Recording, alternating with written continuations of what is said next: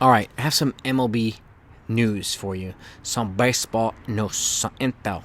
Okay, and I have something to tell you.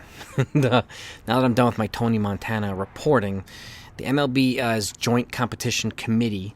Honestly, I don't even know when this thing was formed and what the hell it was formed for, but they just voted unanimously to make permanent the MLB's extra inning ghost runner rule in regular season games, not postseason, thankfully. So, but it's permanent now. So that's every time we saw an extra inning game last year where the guys are on second base immediately, starting in the top of the 10th, is going to be a regular thing now, permanently moving forward, unless something changes in the future.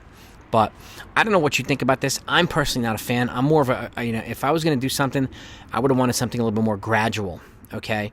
What do I mean by that? Well, I would have a runner, at first base, and maybe through the 10th and 11th, maybe even the 12th. And if games got further along, then I would bump him to second base at that point, okay? And I understand the logic of wanting to speed up games and stuff like that, but they already, have a bunch of new rules that are designed to speed up the games, whether it be the pitching clock, the catching clock, and all this other stuff. They're there to speed up games. So this one here, I think, negatively affects relief pitchers, whether it be the 3-batter minimum rule, situational things, and sometimes, the teams are, gassed out on relievers and they don't have anybody else left. They got to put a starter in there. And sometimes a starter, he was meant to throw one inning today because it's his throw day, and again, but this guy now, like the game's up to 15 innings and he's thrown 2 or 3 or 4 innings, it could affect his next start.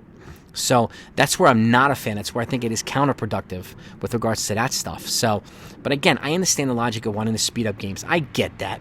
But, to me, the runner at first, I think it has more appeal. What do I mean by that? Well, rather than somebody being on second, just being driven in, I think it's more appealing to have a guy get a walk or base hit, get it first, and then steal second, and then get driven in, if that happens. So that to me is more exciting. It's more appealing in baseball, and I think a lot of fans would, at least in my opinion. I could be wrong. If you disagree or agree, let me know in the comments one way or the other. Okay? I think to me that's a little bit more exciting for baseball. That gradual build up and then let the suspense build a little bit more. And again, it's not counterproductive necessarily to relief pitchers because if a guy walks and steals and gets on base and blah blah blah, a guy can hit his 3-batter minimum and be removed for somebody else or whatever it might be. And that again to me is a little bit more fair for both sides, but and whatever your thoughts are, I'm really curious to know. But are you a fan of this new rule? And again, I'm going to put the article down below in the description. It's been corroborated by Fox Sports, MLBTradeRumors.com, CBS, ESPN, Bob Nightingale, the works. The whole wrecking crew of reporting is all over this and confirming this news. So it's legit. But read the article. Let me know what you think. Your opinions matter, whether you agree with me or not. And I'm really curious to know what your perspectives are here.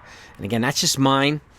Speaking from a Yankee fan and a content creator, and I'll continue to put out reporting on this type of stuff, the rule changes, new rules, and blah, blah, blah, and how they're affecting the games, and whether it be robot umps, and I'll also be putting out, progress on Nestor Cortes' recovery now that has a grade 2 hamstring strain.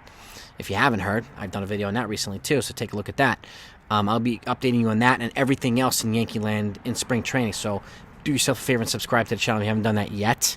Especially if you enjoy this type of content and you want to be kept in the loop on everything, you'll be getting that stuff here. But the topic of today is this ghost runner rule. Give me your feedback. Honest feedback, because I don't like it. I'm not a fan unless it's a more gradual phasing out of the running abilities of this of the game. So let's talk about it.